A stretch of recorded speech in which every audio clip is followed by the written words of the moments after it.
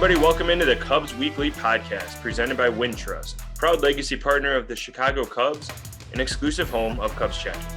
Open online today at wintrust.com/Cubs Weekly. We have an awesome pod for you today. Myself, Tony Andracki, as host. Andy Martinez is here. And then we have Lance Brozdowski. And Lance, this is one of the most fun times of the year. It is your updated top 25 Cubs prospect rankings. So 2022 midseason, it was 4 or 5 months ago. It was just before opening day that your preseason prospects came out. But so Lance, as you were putting this list together, can you just give us a little snapshot of how difficult was this to put together? And, just like, what did you struggle with the most? How did you view this list compared to the one you put together 4 months ago? Yeah, the biggest difference here is that I finally feel like I came up with a good process. So this is the first list I've done where I have year-over-year data with guys. So I have some sources in different organizations and stuff that allow me to get access to minor league data. So these are things like pitch velocities, pitch shapes, exit velocities on hitters, etc.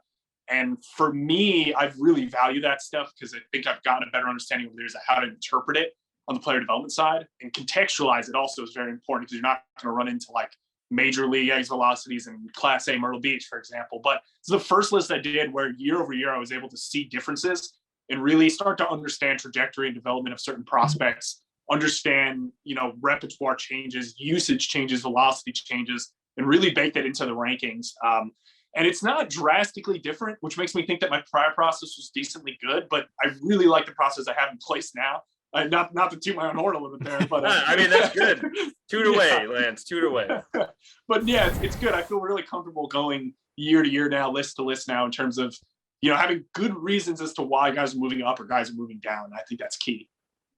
I think for me, when I looked at the list, the biggest takeaway for me is like, this.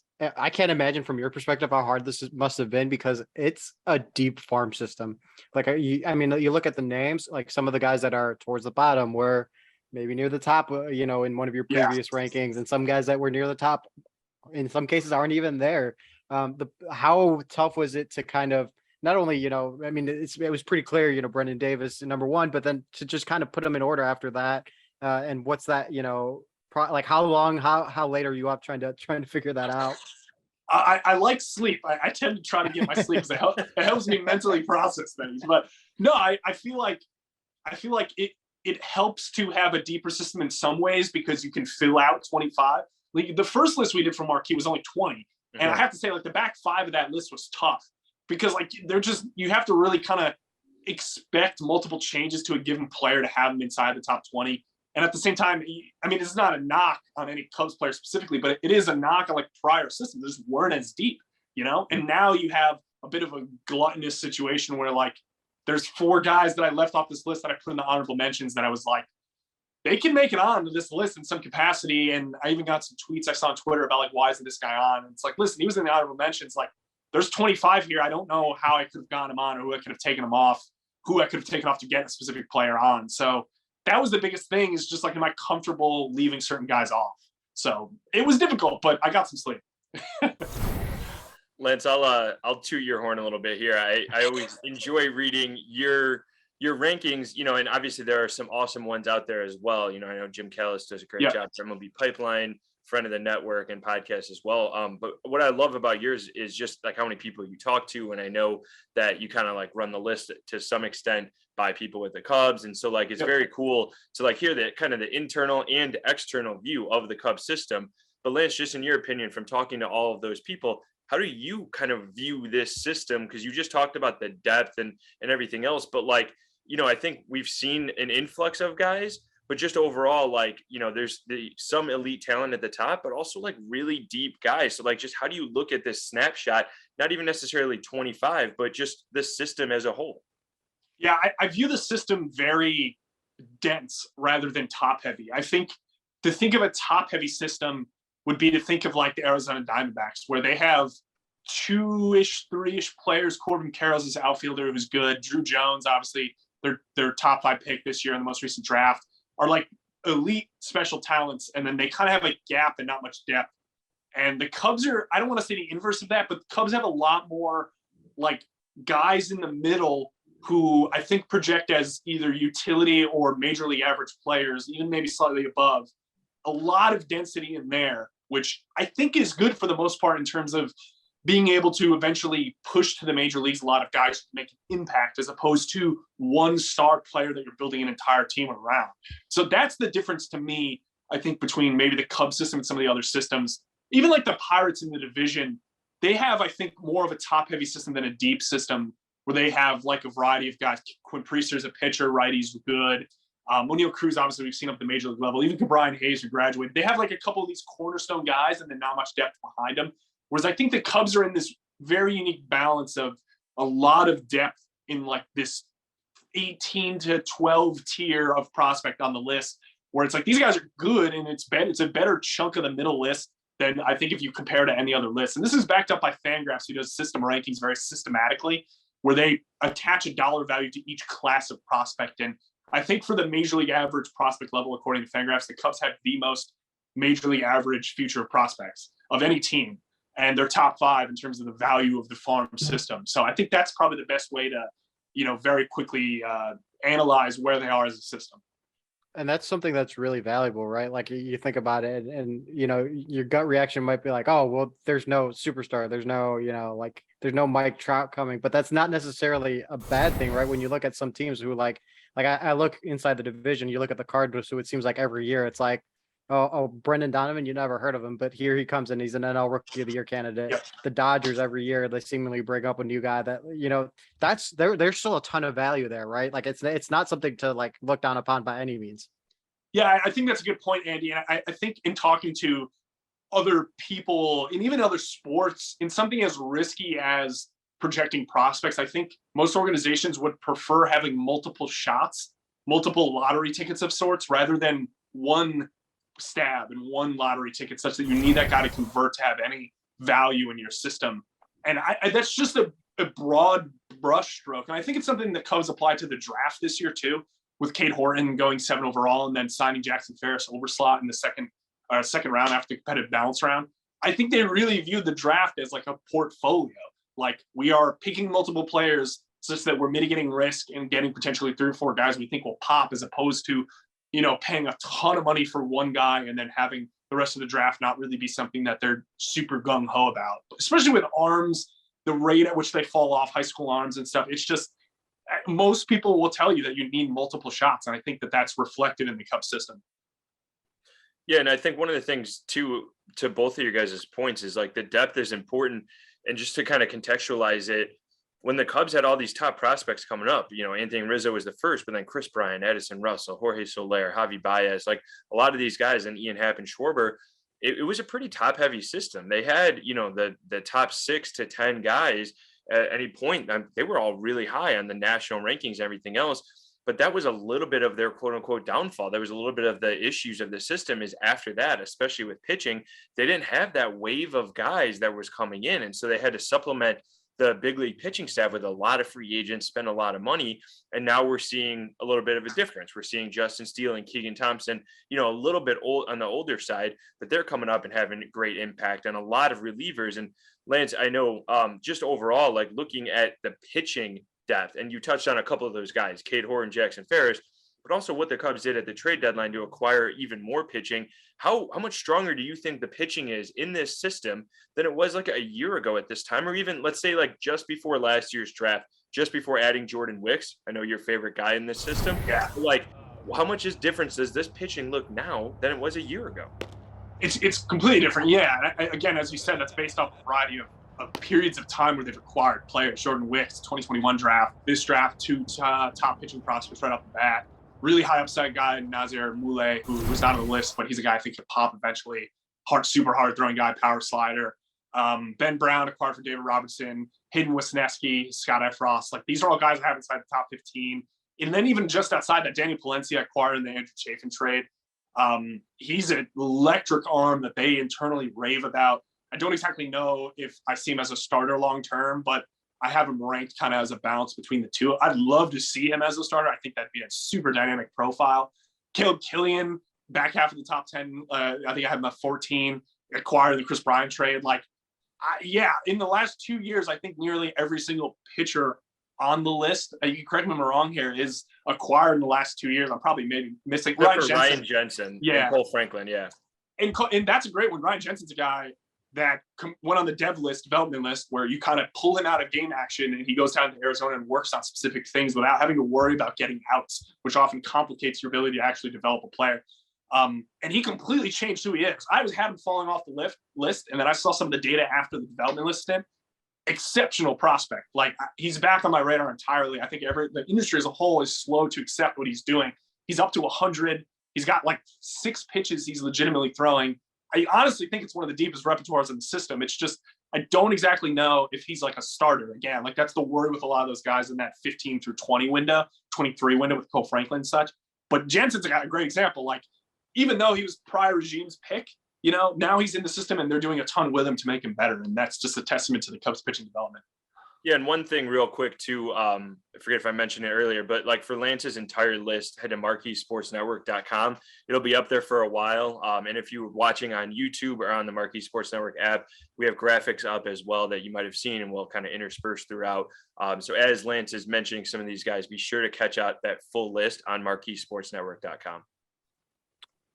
And then to your point, Lance, to Tony's point, excuse me, with the pitching, we are already starting to see the seeds of just the development as a whole, right? There was this whole, whatever you want to call it around the Cubs that can't develop pitching. They can't develop pitching. Tony, you touched on it, that a lot of free agents that they had to go out and get.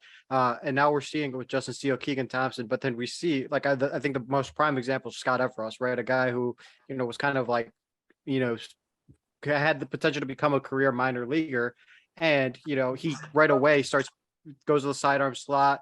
He becomes an effective reliever. He gets traded for Hayden Wesneski. How impressed are you, Lance, with just the pitching infrastructure and their development as a whole that makes it maybe even more appetizing to see some of these guys who are, whether it's a Jordan Wicks or, a Kohl Franklin a little lower on the list, that they can develop into something that can help a big league club, in the future? I think it comes back to Craig Breslow. He's an incredibly sharp guy, obviously a former reliever at the major league level, super low slot, funky guy. He had some funk, but he always was a guy I remember in Boston. When I lived in Boston, he was a guy that always came out as like being the cerebral guy. And I think you're getting his ability to build a system now is fascinating. I think one of the biggest things that's underrated is small marginal changes in an organization. I don't really think bear too much fruit, especially if you have like a systematic problem. And the Cubs obviously had in the past a systematic problem in developing pitching. Like, I think they'd admit that, and it's relatively obvious based on the fact that they really couldn't develop anybody. And then when you completely tear off the top of that particular department and you put on Craig Breslow, you put on James Ogden, you put on Casey Jacobson, who's the pitching coordinator, does a great job. And you trickle down those key metrics like velocity, developing velocity, really, really integrating back to the strength side. Guys like Corey Kennedy, which is another regime change back in 2019. They brought in Adam Beard, Corey Kennedy, a variety of other guys, worked with Olympic athletes in Canada. Corey Kennedy did, and comes in with a very systematic approach to strength development.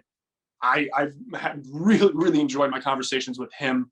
He's heavily featured in the Kevin Alcantara blurb and here, not to jump out of the pitching side, but, understanding the body development of guys, how that ties back to velocity, how that ties back to mechanics, how the synergy between him and a Casey Jacobson in terms of what they want to do with the pitcher once the body's to a certain level, balancing what to do first. Like, it's completely different. It reminds me a lot of what I've heard about organizations like the Dodgers. Maybe not as the Rays are kind of funky in what they do. I don't know if it comes well to the Rays, but and maybe it comes well to, I think, like the Brewers, the Dodgers. Giants are a little interesting in that respect. Maybe they have general different philosophies at the top level. Rays and Giants are throwing a ton of sliders. Cubs seem to not really be on that trend entirely, but they are really, really digging into like cut fastballs. We've seen that with Keegan. We've seen that with Steele. We've seen that with David Robertson, some other guys really laying in on that. And some of the guys in minors are throwing them too. So it's like you almost want to come up with your own style and signature as a department. And that seems to be where they're going. But yeah, it's great. It's completely different than it was years ago. And I believe in it. Maybe I'm naive, but I believe in it. Lance, I think one of the other things too in looking at this list for the first time was, kind of just thinking about the guys that were on it before. And we'll touch later on some of the guys who dropped off but are still in the system. But there's like a trio of guys we've already seen debut at the big league level. Christopher Morel, Nelson Velazquez were two big ones. They were ranked 14 and 15 in your preseason ranks. And then Anderson Espinoza, who I think came in at 19. obviously acquired at the trade deadline last year from the Padres in the Jake Marisnick deal. But, can you maybe just talk a little bit about those three and the thought process that went into them and just kind of what they've shown in the big leagues, maybe was what you expected or haven't expected from what you saw of them as prospects? Yeah, Morel was a guy that I feel like everyone was ripping me for having 15, but then I went back and looked at everyone else's ranks, and I think I was the highest on him. I think Fangraphs might have been slightly higher, but I was higher than Pipeline, I was higher than Baseball America. He was just tooled up. Like, I remember watching him at Tennessee, and it was like, yeah, this is like some of the loudest tools in the system. I don't know if he's ever going to put it together. He's in AA, but it's hard. It's really hard to foresee putting a guy like that at the major league level and having him immediately make some adjustments and pop. Is like, that is the hardest part of all this, It's like, I know the underlying tools. I knew he had good arm strength. I knew the exit velocities on him were great. And that made me put him 15. But I wasn't sure about the entire package, I wasn't sure I'd be used, whether he'd strike out too much at the major league level. We're seeing him run into some struggle right now. But, like, he's really young. He's still tooled up. I don't think those tools are going to deteriorate, especially given he's grown in size and maintained them from the speed perspective. It's just, I feel like I was right on him, but I was probably a little bit too low, and that might be a product of projecting guys ahead of him a little bit too aggressively, perhaps, in relation to him. Velazquez is another good one. He's a guy that will graduate soon from prospect lists. I decided to leave him off for that respect, but if he was on it, he'd probably be right ahead of Mervis at 12 or 13. He's another guy where, like, the underlying metrics were great. He was hitting the ball really hard. We saw him in the Arizona Fall League against. The problem there was that it was against very poor pitching, and he's a really advanced hitter. But he's made some adjustments in the major league level too. He's playing much better defense than I thought he'd ever play. I think that I still run into a little bit of like body bias around guys in the outfield when they're not PCA levels of mobility and speed that I like go, okay, he's probably not an outfielder, but he's played great outfield at the major league level. So, I mean, I was probably even a little low on him too. And Espinoza's a tough one. He's made an impact. I think that was a piece that they maybe acquired and thought that they could develop a ton. But this is, again, the first year I got some year-over-year data and actually looking at things. And I don't know if his stuff really popped as high as I thought it did back last year when I was analyzing things. I thought he was a good 5-pitch guy back then. Now I think we're kind of seeing that he's kind of caught between that starter reliever role. I'd love to see him just go full out reliever and just go fastball slider, because those are, I think, for the most part, his best pitches, sinker slider. And I just love to see him push on those as opposed to trying to build him as a starter. But that catch in between can often bog your mind in terms of projecting a guy as to whether he's truly a reliever or a starter. And I think we're running into that with Espinoza. So, but yeah, Morel, I feel like I want to hang my hat on him, but if I had him top 10, I'd feel better about that. But yeah, it was an underrank, but I felt like what I wrote was correct. So it's tough. No, for sure. I think, and like you said, we've even seen the ups and downs from him in the big league so far. We've seen really everything. Everybody who maybe had a little bit of doubts or just were curious if it would pop at the big league level, we've seen that. We've also seen his skills translate and his tooled up nature, as you called it. So, I think that's definitely fascinating to kind of that revisionist history, that 2020, hindsight look, and to see how they play out and how they impact the big league future, which I know is obviously a big thing for what fans want to hear about. But Lance, we have plenty more with you coming up. We're going to take a quick break now with word from our sponsor. But when we come back, we're going to talk about some guys who dropped off the list and some other guys who maybe dropped down a little bit and guys coming down the line. So we're going to take a quick break here. We know you love Chicago. You devour the pizza, admire Chicago's skyline, and cheer on Chicago sports teams, especially the Cubs. If you wanted to live in a more boring place, you'd live in St. Louis. Why not bank with Chicago's bank too? Upgrade your wallet with an exclusive Wintrust Cubs debit card, which you can get when you open a Wintrust Cubs checking account. Show your Cubs pride and open an account at wintrust.com/Cubs. Member FDIC, equal housing lender. Welcome back to the Cubs Weekly Podcast. Andy Martinez here, Tony Andracki, Lance Brozdowski. Lance, we're talking pitching right before the break, and one thing I kind of want to get to is some of these guys that maybe dropped a little bit. And the biggest one for me was Caleb Kilian. When he was acquired last year, he was one of the top pitching prospects for the Cubs that you ranked him. Now he's a little lower. That's a little bit a testament just to the system, right? And not necessarily just what he's done individually, right? Yeah, I think it is a testament to the system. It maybe isn't too much what he's done individually. I'll go into a little the process behind a rank like Kilian's. Kilian's a guy you'll see in the list. I put stuff grades for each individual pitch a guy throws, absent of Jackson Ferris, because we don't really just have too much data on him from ING Academy and second round pick in the most recent draft. But you look at things through like stuff and command, right? Stuff, I think we have a really good idea how to develop what generates whiffs, what shapes to generate whiffs. Maybe we lack a little bit on the deception side of things as to like why some guys generate more whiffs than you'd expect based on shapes. Justin Steele's one that I think pops up on that. Generally, you see it more with left-handed pitchers, which I can't say is too surprising based on the deception of that and the fact that you just don't face a lot of lefties at any point, high-level lefties in your career, and they move quick, But with Kilian, he's a guy that doesn't really pop on the stuff side. And obviously, as I've come to better understand that and gotten access to data, gotten access to stuff calculators from companies like Driveline Baseball to help me understand what a pitch is, he doesn't really pop on that. He really only has like one pitch that you'd consider like good to great, which is the cutter, which is a pitch he manipulates really well. He throws it hard. It's got a decent amount of movement. But stuff metrics don't love the four seam, don't love the sinker, and some other stuff. But the reality is that doesn't really matter if you can command everything. This is where you run into like balance, right?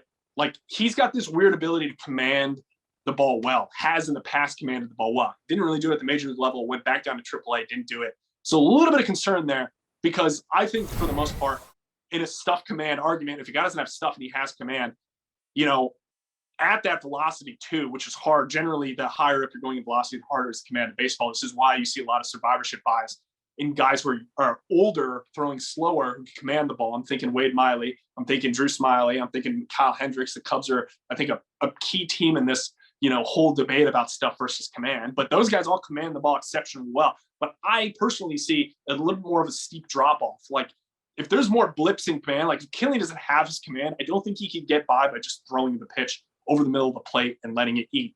Like he's going to kind of get beat up if he does that. So any wavering on the command side for me, or maybe not believing that it was as much command as we thought, it kind of pushes him down a little because I just think there's a little bit more of a chance for a fall off. But, I'll admit I went and I talked to Jared Banner. I don't think he'll mind me saying this. And I literally just told him my list and we chatted through a couple guys and I got his perspective. And I had Kilian lower and he was like, you need to have Kilian higher. And I was like, okay, like internally they still believe in him. So like, to some extent, I understand we're owned by the Cubs, and I'm trying to be as objective as possible in here. But at the same time, like, I do think his perspective of a guy like Banner is really valuable in that respect. Like, understanding his perspective on a guy like Kilian is something I will incorporate into my ranks. And it wasn't like something where it's clearly him talking him up for a variety of reasons. Like, I think he still believes in Kilian, which makes me then believe in Kilian a little bit more. He fixes things, great. Maybe he gets better stuff. That'll have me tick him up. But for now, it's really a fix the command and then hope everything else lines up. And to that point too, Carter Hawkins mentioned, after the deadline, one thing was that Wisniewski and Kilian, they view them as starters, and whatever might have happened particularly in Kilian's case, whatever might have happened in his debut, there's a lot of factors that go into it, right? Whether it's, he hadn't pitched much in the minor league levels, and they were, this is when Smiley and Stroman and basically every starter that the Cubs had was falling to an injury bug. They needed Caleb Kilian up, and so it was kind of out of necessity more so than progression. But that still is, a bad blip, like you touched on, doesn't necessarily paint the whole picture. I want to touch another guy, Kohl Franklin, too, another guy that kind of dropped. What was the reasoning there, and what are you seeing from him? Yeah, Cole's more of a guys ahead of him got better. Fastball's still great. He's curveball changeup. He's also hasn't really thrown a lot of innings, which I think is going to slow down the development a little bit because you kind of have to build them up, I think, before you start to change things. The changeup's really good. Doesn't grade out as good, but it generates a ton of whiffs, which I think there's something deception-wise or spin-wise going on there. The curveball's good too, but I in the major league level, you just don't see a lot of curveballs as primary secondary pitches, if that makes any sense. Like your primary breaking ball, you don't see a lot of guys throwing curveballs. So for me, it's like, I know at some point they're probably going to get him into a cutter or a slider of some kind. I'm almost making that assumption, but I think it's something that's going to take more time for them to get to because of the buildup they need to do on a guy like him.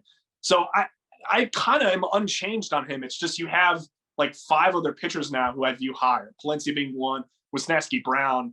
I'm missing Ferris, Horton. Like you have to put those guys in above Franklin to me. So he just naturally falls down. I think that the Franklin rank is guys going ahead of him. Kilian is a little bit more of a reassessment on what I think of him as a prospect. But again, it's not a knock on either guy. It's just the Cubs are stacked. They got a lot of guys that are relevant. Yeah, and I think too, all this stuff that we're talking about obviously impacts why some guys dropped off the list completely, and then other factors there. So, there's a group of 4 players I know that Reginald Preciado, acquired in the Yu Darvish deal. He was 13 on your preseason list. Alexander Vizcaíno, acquired at the deadline last year, 18. He has been on the restricted list all year, so he has not pitched at all. That's obviously a huge reason. I'm not trying to pick words out of your mouth, but that's a big reason. No, that's spot on. Christopher Franklin, outfielder, drafted a couple years ago at 20, and then Brailyn Marquez at 21. So I guess, first up, I think the 2 most interesting in their lands that I'm curious about is Preciado. I know he was in consideration for this list too, but then Brailyn Marquez, he was the top pitching prospect in the system basically for a couple of years, but we haven't seen him pitch more than 1 game against the White Sox in 2020, really over the last 3 seasons. So how do you evaluate that injury history for a guy like him? And then also just Preciado, maybe what went into that and how difficult was it to leave him off of this top 25 list? Yeah, Preciado I had on at 23. And then in that conversation with Banner, he was like, you have to have Moises Ballesteros on this list. And I was like, I don't know who else to take off aside from Preciado because I really want to stick with my 2 relievers at 24, 25. I think those are back both leverage arms. So again, it's Banner's fingers on that, but no. No, he made a good case. So that's what I did. And Preciado is tough. I don't think he's an infielder. I think he's too big. He's going to push to the outfield. And I don't know if the bat will catch up a ton in that respect. I didn't love a ton of the batted ball data. But again, the other thing here is he was injured. There's a lot of injury here, which complicates your ability to look at data clearly and compare year over year. You know what I mean? They say, if you just look at general average exit velocity curves in a player's season and a guy's playing through an injury, you can generally line it up with a dip.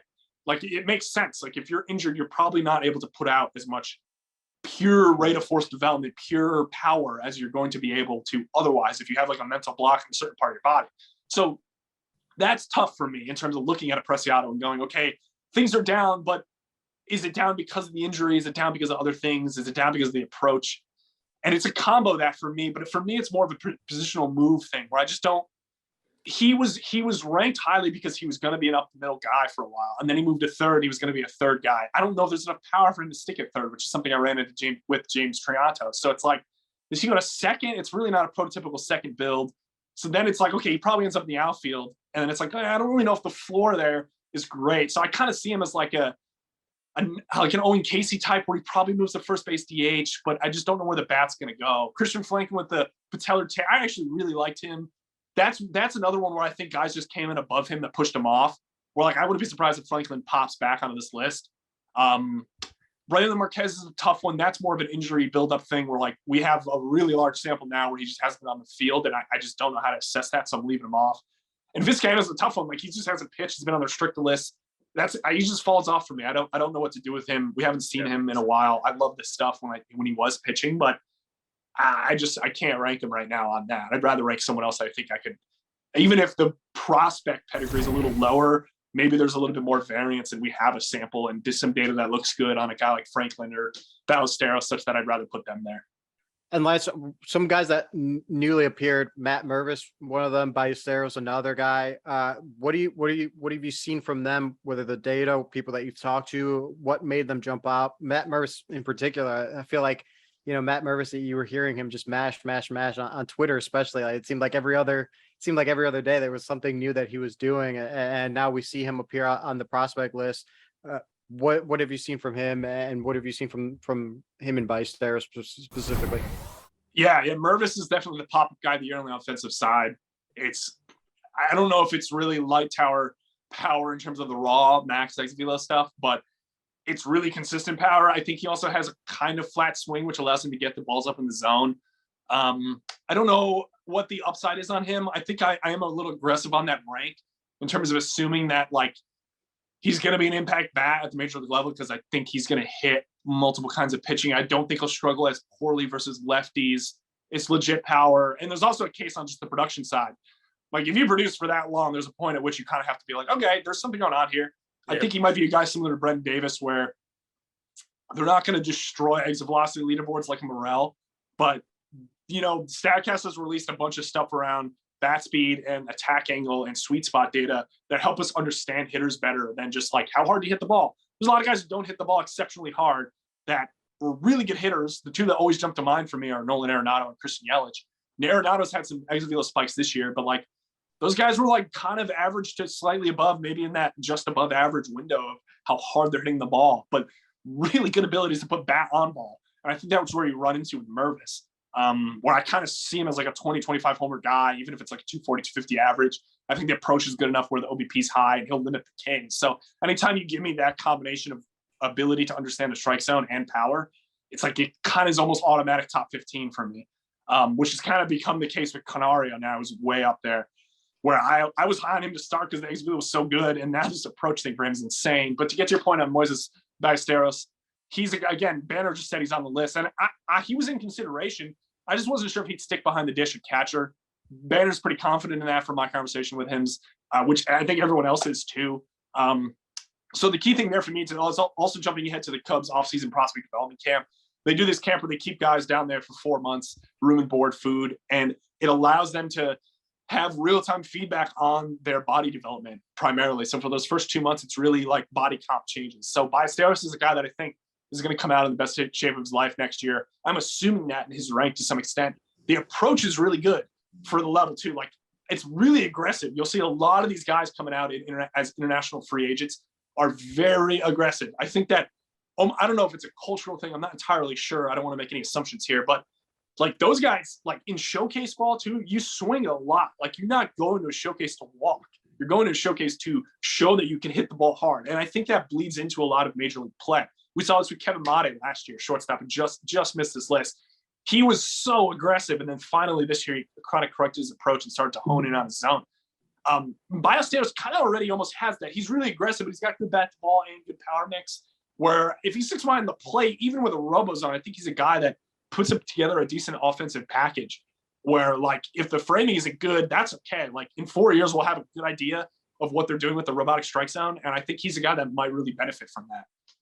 So that's kind of why he jumped on to me. I like him. He's a good player. Really quickly, I want to follow up on the point you touched on. Like, how tough is that to balance when you see like the stuff, you see all the advanced data, but there's just that guy that, you know, he's just getting hits every single time. He's going 2 for 3 every single day. And, you know, the data might not back it up saying it's too pretty. How tough is it to balance that? Especially when you look at some of these, like maybe guys in Class A and, you know, the pitching's not up to par, but like, how do you balance that? And when you're trying to build out these rankings? I think that the answer there is time. I think time corrects a lot of things. And it's a reason why Canario is so high, because we have a stretch of time now where he's done the same thing. This isn't a week or two where his approach is now great. And it also works in the inverse, right? Like, Riley Martin is a guy who at the beginning of the season, Andy, I remember us being like, Riley Martin's a lefty for South Bend right now. He's not starting. He's kind of in a multi-inning bullpen role. He was starting in Myrtle Beach, and he was like, his strikeout rate was upwards of 50%. Yeah. But the underlying data there wasn't like, this guy's the greatest pitching prospect on the team. It was like, it's good, but it's different. So I was concerned that just the hitters weren't good down there and they weren't understanding what he was throwing. So when he got promoted to high A, you saw a little bit of correction there. And again, that's just it's a time thing. And it's like, obviously you could have all the time in the world and wait on this. And then in 10 years, be like, let's do our 2022 prospect rankings and be completely accurate on them. So for me, it's more like, I try not to overreact to things as quick. It's like, I think the data does a really good job of checking you on that. It's like, if a guy's running into ball, like I've seen a lot of there's a lot of huge homer totals at Tennessee this year. Jake Slaughter, Jonathan Perlaza are two guys who's not on this list, but I think they both have 15 or more home runs. I think Perlaza has 20. And that's one of those things where like that power seems to be consistently coming from that level. Whereas I wonder if it's something with the ball or the park that's kind of inflating a little bit. And maybe it's inflating Canario a little bit, but for me, Canario, the approach is so good that I don't really care if it's inflating the power. So I'm a little bit like, okay, like let's take more time. Let's see AAA. We've seen Mervis fall off slightly at AAA, but the underlying stuff's still really good there because the approach is good. So it's really time, man. It's really a time thing. It's like, can I wait? How long can I wait here to understand, where's my cutoff point to then look at the data and be like, okay, is this backed up by the performance? Like Luis Devers is a good one. He's dominating in high A after promotion from Myrtle Beach. He's like a 0.57 ERA, but his strand rate is incredibly high. He's getting really lucky with runners on base, really lucky BABIP. And the underlying stuff's good, but it's not great. So it's like, if the underlying stuff was good and great, he would have been a guy I had on last year and been like, watch for him to break out. And then he would have broken out this year and it would look incredibly smart. So Yeah. he's a guy I think that's going to go through some correction. I tend to bet on strikeouts more so. So I personally would like a guy like Porter Hodge a little more, who's not being talked about a lot. I think he popped on Callis's list. He's a 2019, I think, like 13th rounder of high school in Utah. He's popping a little bit. He's throwing hard. He's cutter, slider, curve change, I think. And the fastball and slider are good for him. But he gets strikeouts. I think I'd just bet on that lasting longer term than some weak contact like Devers is creating. So I guess that's a little bit dive into like the process itself. Plus, I mean, that's an awesome name. Porter Hodge it's a great name. Yeah. It's a great baseball. It's an all-star name. level name. Absolutely. 80 great name. Yes. Lance, we talked a bit too just about pitching and relievers like Scott Efros coming up through the system. But then we've already seen some other fruits of the labor in like Brandon Hughes and then Eric Illman coming up, and to some extent, a guy like Michael Rucker. But you have a couple relievers on the list. I know just in past iterations of these rankings, you've really kind of used that 25 spot as like a reliever. It was Ben Leeper in the preseason list. Leeper's not on this year, but like Jeremiah Estrada is at 24 and then Zach Lee at 25. So I'm just curious, like, one, maybe the mindset that went into having two guys, and you touched on a little bit with the high leverage spot before, but like also just this wave of relievers coming up. How close do you think these guys maybe are impacting like the big league bullpen? Yeah, I think they're really close. I think we're getting to a point too where the Cubs maybe stop kind of off-season spending on pen and start to develop it internally. This is something you've seen in teams like the Orioles, where they have a lot of guys in that back end of the pen who are really good. We saw this with Jorge Lopez, Felix Bautista, kind of guys that either acquired and changed or internally brought up and are really good and just laid into stuff. The stuff side of things is really important in relievers when you don't really have to worry too much about command. Estrada is nasty. Huge vertical movement on the fastball. It means he's converting a lot of that actual spin in the movement, has that rise and carry that you often hear so effective at the top of the zone. And then he's got a wipeout slider. I love his combination. He's 94, 96. He's a guy who could probably amp it up a little more when he gets in there, but love him as a leverage reliever. It's going to be devastating versus righties. And Zach Lee is another one. There's more variance, I think, in his profile, but I love this kid. He's got really, really good feel for spin. He's also got like a little bit of this funk that you see where he's like, when you run everything through the pitch tracking data side, it'll start to like think he's throwing different pitches when he's not, which is like a product of his ball just kind of taking off, he's just such a good feel guy. He's throwing fastballs that have a lot of that vertical carry we're talking about, but then just take off arm side into righties. I don't know if that's a seam orientation thing or just a pure like spin thing. His slider is like a slider curve. It's charted as a curve, but he throws two pitches. It's better when it's a slider because it's a little bit harder and it holds fastball plane a little better.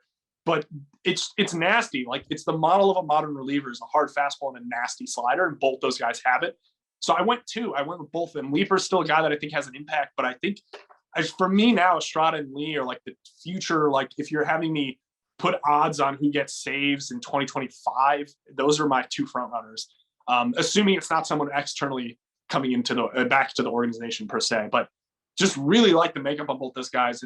They have those two pitches, as you'll see from the stuff calculations on the list, are like the two best pitches in the organization. Both those guys, fastball slider, just nasty. Lance, we've seen a lot of guys that have just jumped up on the list, whether it was this year, whether it was last year. If we can kind of put on futuristic goggles, whatever you want to peer ahead into August 18th, 2023. What are some guys that maybe aren't on the list, maybe are low on the list that you could see up near the top, or that you could see, being potential quote unquote sleepers? Yeah, I think the name that comes to mind for me is a draftee from this year. His name's Christopher Passiola. I think he's a California high school shortstop. He internally was loved by the Cubs on the strength side, and I also just think in the department, in every department. I think they got him in the third round or fourth round. I might be mixing that up, but he's a guy that, like, I think they were comping to the Red Sox first rounder who's picked in the back half of the 20, Mikey Romero, I think his name is, who's also a shortstop. They love this kid, and the quote I got that I think sticks out most is just he hasn't really been in the weight room. So if you assume any body adjustment this offseason, especially if he's a guy that stays at the prospect development camp, I think he's a guy that just comes out and maybe even looks a little Triantos-y, where hopefully there's a little bit of pop. Not looks Triantos-y, but Triantos-y in terms of the performance, where they send him to Myrtle, and he's really good off the bat, or they send him to AZL Complex League maybe early next year, spring in trucks, and he's popping everything. He's playing good short, and then all of a sudden you have another shortstop prospect that you kind of have to put on the list. It'd be probably an interesting debate between him and Mate, especially if Mate finishes off the season strong at high A and into next year looks good in that respect. On the pitching side, there's multiple guys. This stuff's a little bit harder to project without like a little bit of inside info here in terms of like what changes they're going to make. But the guy for me that I think can jump up, and I love him, is Drew Gray. He's coming off Tommy John surgery. I had him above Jackson Ferris, which is really in contrast to what Jim Callis has on his list, with Ferris being, I think, 10 or 11 on his, and I think Drew Gray being lower. But what Drew Gray did in the Arizona Complex League before he went down with Tommy John was like whoa, like it was incredible. He had 2 pitches they were swinging, and hitters were swinging and missing at more than 50% of the time, which is astronomical. He K'd, and it's only like 4 innings, but the reality is this pitch data stuff stabilizes very quickly. So you can see almost immediately the quality of the stuff, and his quality of stuff was off the charts. And he was throwing 90. And I'm pretty sure if you're going into Tommy John, and even I DM'd him a little bit and was talking to him, and like, I think his goal is to add velocity. If that kid comes out 93 at the beginning of next year, like, I think he's a top 12 pick, a top 12 prospect, like immediately. Like, if I see 93 on the mound for extended periods of time, he's top 12. Like, I will find a way to get him in there because the slider's disgusting. The fastball was disgusting. I just think he's super high upside. It's got a really flat approach. He's funky from the left side. I almost like him more than Ferris. And like, you're telling me he's going to get up to 93, 94. Like, man, that's so tantalizing from like a high upside development standpoint to me. Really quickly, I do want to say, I'm not going to let you off the hook saying you slid into his DMs. Like that's got to be highlighted on the podcast. That is not, we're not glossing over that. I did. I'll admit it. Len, so I kind of want to end on this one with you. So obviously a lot of this is for like prospect nerds or people who really focus on it. This is all amazing stuff. Maybe for like a casual fan who focuses more on the big leagues, can you name a few guys? And we talked about it with like Estrada, who's even performing well in the AAA level, or Mervis, and Brennan Davis was at AAA before getting hurt. But like some guys that you think can make an impact in the very near future for the Cubs in Chicago, a la Morel and Velazquez this year, and then to a lesser extent, Espinoza. Yeah, and Alexander Canario is the one here because he's 40-man, which is the same situation Morel was in where he was in AA and potentially it just got called up and now he's a major leaguer. The same thing can happen to Canario. He's already 40-man. He's a really good power bat. Even if he runs into strikeout concerns, I think he's a guy that like looks a little like a Franmil in terms of the raw power, and it's going to be fun in that respect. I really like him. I'm 7 on the list, I think. I just think it's something that is impact pretty soon. And Matt Mervis too, obviously lefty first baseman. I think he's like right on the cusp. And then Jeremy Estrada too. I'd say those are my 3. So Canario's an outfielder, Mervis the first baseman, and then your relievers to keep an eye on is Jeremy Estrada.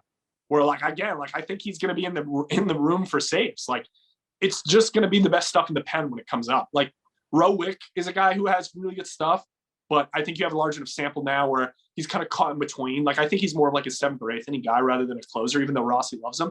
But like I'm convinced that when he sees an Estrada and Estrada is able to kind of eliminate righty bats, like maybe they match guys up, which a lot of other smart teams are doing, where you don't really have a saves leader and you have 3 or 4 guys. But if you go right in a lineup, I want Estrada in there because the slider's filthy. And I think he's a guy that you'll be seeing a bit of. And he seems like a really good guy. I'm actually really excited to eventually talk to him, hopefully in spring. He's another guy I actually slid into the DMs of, Andy. So I'm just sliding into the DMs, man. I got to get better info sometimes. Come on. No, you got to go right to the source. I hear you.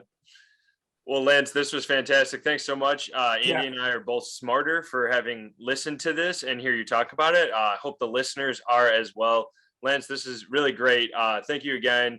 Everybody check out marquesportsnetwork.com for the full list. And then Lance also has a breakdown of each guy and the reasoning behind it to go more in depth in a written form and not podcast form. I think overall it was like 8,000 words or something, right? Lance was like this whole thing. Yeah. But yeah, definitely take a look. Check it out. We'll have another prospect rankings in the in the preseason, like leading into 2023. All right, so that'll do it for the Cubs Weekly Podcast presented by Wintrust. Don't forget to download and subscribe to the pod on Spotify or Apple Podcasts, and check us out in video form on the Marquee Sports Network app and YouTube. Thanks again for listening.